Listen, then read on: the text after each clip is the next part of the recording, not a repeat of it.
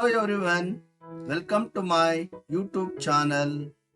I am your Raghunatha R, Assistant Master, Government High School, Badavanalli, Madugiri Taluk, Tumkur District.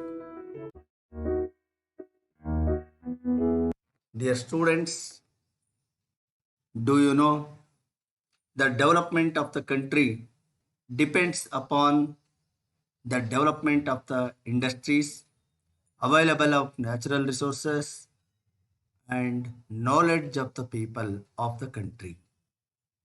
Along with another important aspect assume an important role in the development of the country, that is transportation and communication of the country.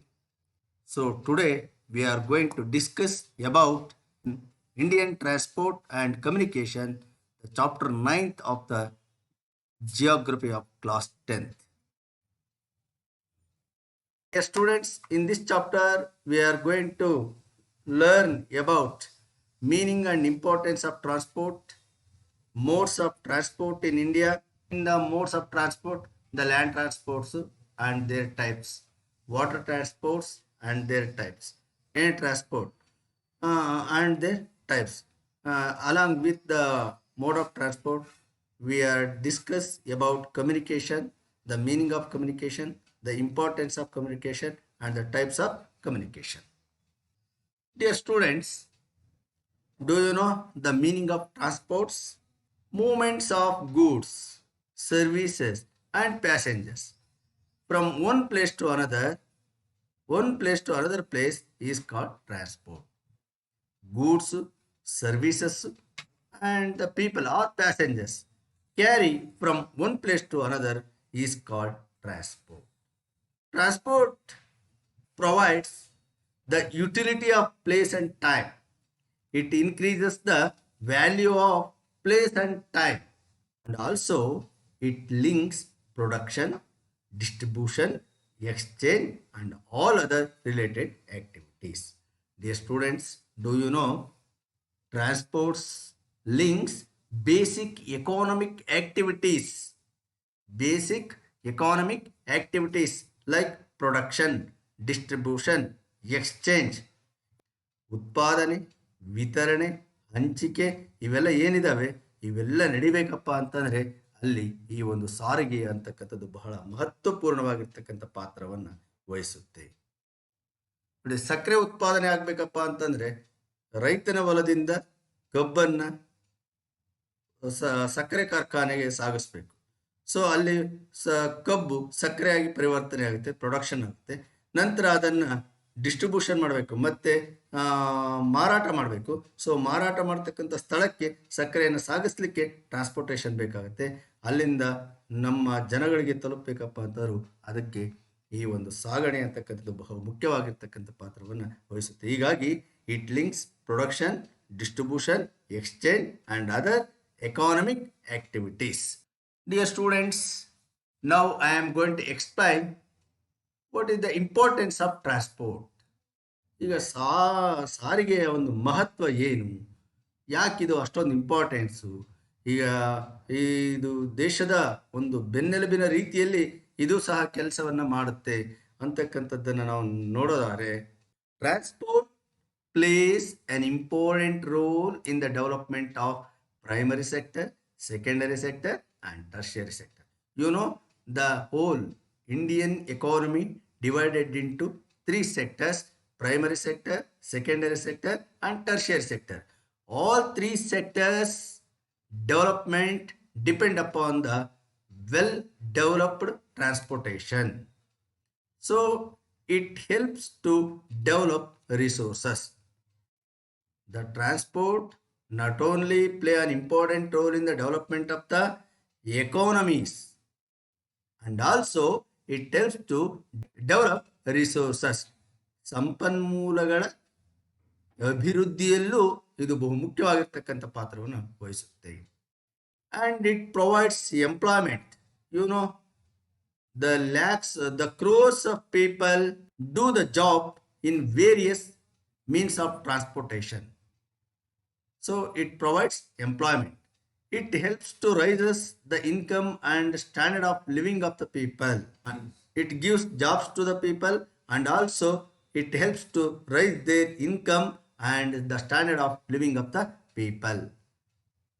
Also it encourages tourism. So dear students, do you know the tourism depend upon the well developed transportation?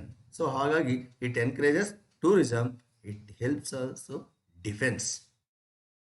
Our defense forces fully depend upon the well developed transportation. They provide food, shelter, and also weapons at the time of war. So it helps defense. It helps to develop agriculture. The transportation not only provide help to the development of the country, and also it helps to development of agriculture. ದೇಶದ ವ್ಯವಸಾಯದ ಒಂದು ಅಭಿವೃದ್ಧಿಯಲ್ಲಿ ಇದು ಬಹುಮುಖ್ಯವಾಗಿರ್ತಕ್ಕಂಥ ಪಾತ್ರವನ್ನು ವಹಿಸುತ್ತೆ. It helps to widen the market. So ಇವತ್ತು ನಾವು ನಮ್ಮೂರಲ್ಲಿ ಬೆಳೀತಕ್ಕಂಥ ಹೂವು ಆಗಿರ್ಬೋದು, ತರಕಾರಿ ಆಗಿರ್ಬೋದು, ಹಣ್ಣಾಗಿರ್ಬೋದು, ಅಥವಾ ಬೇರೆ ಯಾವುದೇ ಆಗಿರ್ಬೋದು, ಇವುಗಳನ್ನು ವಿಶಾಲವಾಗಿರ್ತಕ್ಕಂಥ ರೀತಿಯಲ್ಲಿ ಅಂದರೆ ದೇಶದ ವಿವಿಧ ಭಾಗಗಳಿಗೆ ತಲುಪಿಸ್ತಾ ಇದೆ ಅಂತಂದರೆ ಅದಕ್ಕೆ ಕಾರಣ ಈ ಒಂದು ಸಾರಿಗೆ ಅಂತಂದೇಳಿ ನಾವು ಹೇಳ್ಬೋದು. ಆದ್ದರಿಂದ ಮಾರುಕಟ್ಟೆಯ ವಿಕಾಸಕ್ಕೆ ಇದು ಬಹುಮುಖ್ಯವಾಗಿರ್ತಕ್ಕಂಥ ಪಾತ್ರವನ್ನು ವಹಿಸುತ್ತೆ.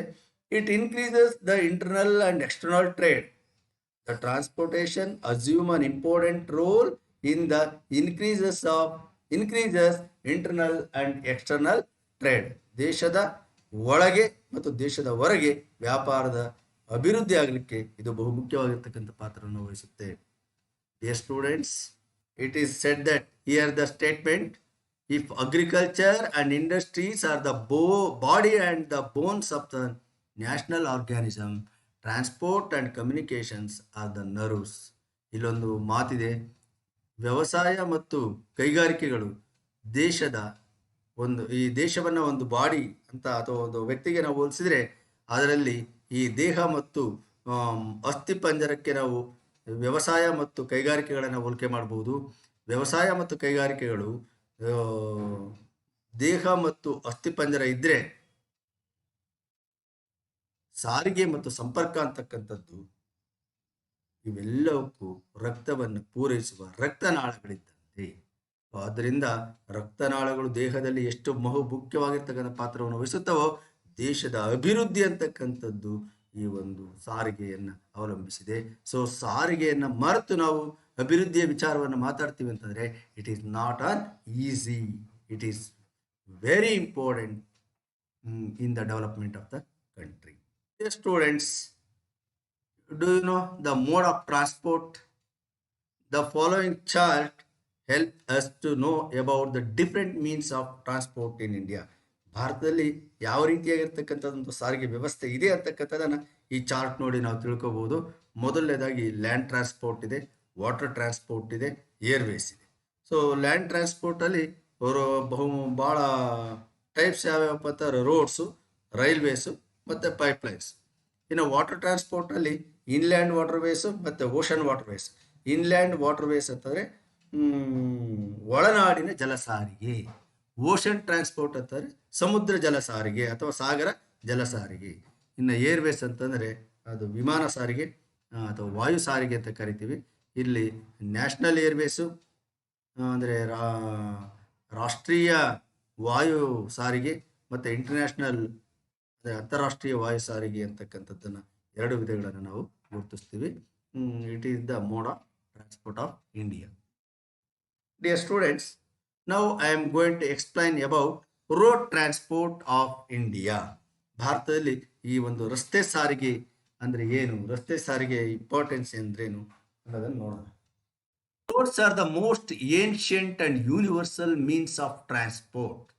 It is very ancient. ಯಾಕಂದರೆ ಮಾನವನಿಗೆ ನಾಗರಿಕತೆ ಬಂದಾಗ ಒಂದು ಕಡೆಯಿಂದ ಮತ್ತೊಂದು ಕಡೆಗೆ ಅವನು ಹೋಗ್ಬೇಕಂತ ಅನ್ನಿಸಿದಾಗ ಅವನು ಶುರು ಮಾಡಿದ್ದೇನೆ ಈ ಒಂದು ರಸ್ತೆ ಸಾರಿಗೆಯ ಮೂಲಕ. ಹಾಗಾಗಿ roads are the most ancient and universal means of transport. They play an important role in the economic growth of a nation. It is play a vital role, an important role or significant role in the development of the country.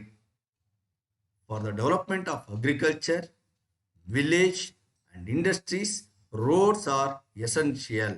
For the development of agriculture, village and industries, roads play an important role of the development of these. ಕೃಷಿ ಇರ್ಬೋದು, ಹಳ್ಳಿಗಳಿರ್ಬೋದು, ಕೈಗಾರಿಕೆ ಇರ್ಬೋದು, ಯಾವುದೇ ರೀತಿಯಾಗಿರ್ತಕ್ಕಂಥ ಅಭಿವೃದ್ಧಿಯನ್ನು ಸಾಧಿಸಬೇಕಪ್ಪ ಅಂತಂದರೆ ಅದಕ್ಕೆ ರಸ್ತೆ ಸಾರಿಗೆ ಬಹಳ ಮುಖ್ಯವಾಗಿರ್ತಕ್ಕಂಥದ್ದು. ಇದು ನಿಮ್ಮೆಲ್ಲರ ಗಮನಕ್ಕೂ ಬಂದಿದೆ. ಸೊ ನಿಮ್ಮೂರಲ್ಲಿ ಬೆಳೀತಕ್ಕಂಥ ಯಾವುದೇ ರೀತಿಯಾಗಿರ್ತಕ್ಕಂಥ ತರಕಾರಿ, ಹಣ್ಣು, ಕಡಲೆಕಾಯಿ ಅಥವಾ ಬೇರೆ ಯಾವುದೇ ವಸ್ತುವನ್ನು ನೀವು ಮಾರ್ಕೆಟಿಗೆ ತಗೊಂಡು ಹೋಗ್ಬೇಕಪ್ಪ ಅಂತಂದರೆ ಅದಕ್ಕೆ ಸಾರಿಗೆ ಅಂತಕ್ಕಂಥದ್ದು ಬೇಕು. ಯಾವ ಊರಲ್ಲಿ ಸಾರಿಗೆ ಅಭಿವೃದ್ಧಿ ಆಗಿಲ್ಲ ಆ ಊರು ಖಂಡಿತವಾಗಿ ಅಭಿವೃದ್ಧಿ ಹೊಂದಲಿಕ್ಕೆ ಸಾಧ್ಯ ಇಲ್ಲ. ಆದ್ದರಿಂದ ರಸ್ತೆ ಸಾರಿಗೆ ಬಹಳ ಮುಖ್ಯವಾಗಿರ್ತಕ್ಕಂಥ ಪಾತ್ರವನ್ನು ವಹಿಸುತ್ತೆ. They are very convenient to connect isolated villages. That road transport is very ideal transport because it very convenient to connect isolated villages. The remote ಏನು ಇದಾವೆ, ರಿಮೋಟ್ ಏರಿಯಾ ಅಂತ ನಾವೇನು ಕರಿತೀವಿ, ನೂಕ್ ಅಂಡ್ ಕಾರ್ನರ್ ಅಂತ ಏನು ಕರಿತೀವಿ, ಅಂತ ಮೂಲೆ ಮುಕ್ಕಗಳನ್ನು ಸಂಪರ್ಕಿಸ್ಲಿಕ್ಕೆ ಸಾಧ್ಯ ಆಗ್ತಕ್ಕಂಥದ್ದು ಯಾವುದನ್ನಪ್ಪ ಅಂದರೆ ಅದು ರೋಡ್ ಟ್ರಾನ್ಸ್ಪೋರ್ಟಿಂದ ಮಾತ್ರ ಅಂತಕ್ಕಂಥದ್ದು ಗೊತ್ತಾಗುತ್ತೆ. ನಾವು ಎಂಥ ಏರಿಯಾದಲ್ಲಿದೆ ಅಂದರೂ ಅಲ್ಲಿ ರಸ್ತೆಯನ್ನು ಮಾಡ್ಕೊಂಡು ಹೋಗಿ ಆ ಹಳ್ಳಿಯನ್ನು ಕನೆಕ್ಟ್ ಮಾಡ್ಬೋದು. ಬಟ್ ಅದನ್ನೇ ರೈಲನ್ನು ನಾವು ಅಲ್ಲಿ ಹಾಕಲಿಕ್ಕೆ ಸಾಧ್ಯ ಇಲ್ಲ. ಆದ್ದರಿಂದ the road transport very important to connect isolated villages. Roads can be constructed in forest and hilly regions. It is very important. ನೋಡಿ ಎಲ್ಲೆಲ್ಲಿ ಬೆಟ್ಟ ಗುಡ್ಡಗಳಿಂದ ಆವೃತವಾಗಿದೆಯೋ, ಕಾಡುಗಳಿದಾವೋ ಅಲ್ಲಿ ರೈಲನ್ನು ಹಾಕಲಿಕ್ಕೆ ಆಗಲ್ಲ.